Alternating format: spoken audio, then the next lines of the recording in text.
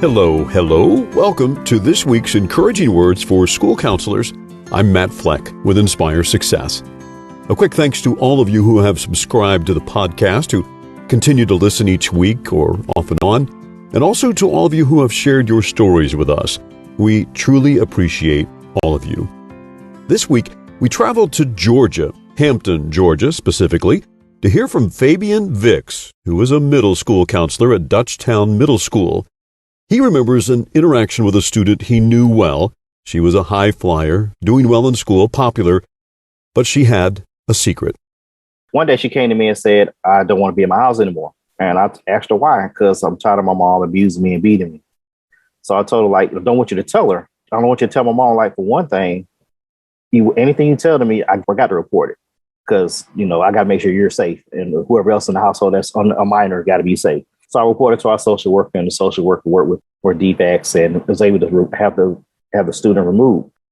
Fast forward 5 months, she got withdrawn, of course, and put in a foster home, foster care. 5 months later, she actually emailed me and said, "Thank you, Mr. Vicks, you saved my life. I'm glad you said something because I don't know if I would have been able to be there longer." You don't often know what kind of impact you're having on students, how many times students benefit from just having someone to talk with, an advocate who they know is on their side. I hate she was withdrawn, but I was glad that she was withdrawn, because we don't want students in situations where they're not safe. And our main job is not to make sure that they're passing all their classes or they know about colleges and FAFSA and all the other stuff. They need to make sure they're safe before they do any of that other stuff.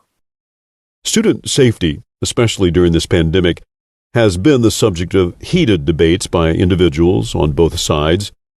But no matter what side you're on, Fabion says counselors will continue to be there each day, working to help students who have struggled with learning loss simply because COVID changed the playing field. We knew coming into this year, there's going to be a whole lot of social emotional things that we got to handle. Academics, students will be 2 years off anyway, because if they weren't in person, no matter how much remediation or MTSS or whatever money you throw at it, the kids are going to be 2 years off anyway. So that's something we just have to fight through. Just love on the kids, just meet them where they at, walk them to a point where we can let their hand go and not push them on, but move them on to high school for me. So I'm beginning as an 8th grader. What's our job? We don't do it for money. We do it for making sure our kids are prepared. I believe part of the reason this story resonates with Fabion is because of the note he received from the student, thanking him for, in effect, saving her life. And I'm betting you have a note from a former student or parent that is equally meaningful to you. During this month of November, we're featuring stories from our listeners about notes like these in a series we're calling Sharing Thanks. If we select your story, we'll share thanks back to you with a $10 Amazon gift card and a little surprise.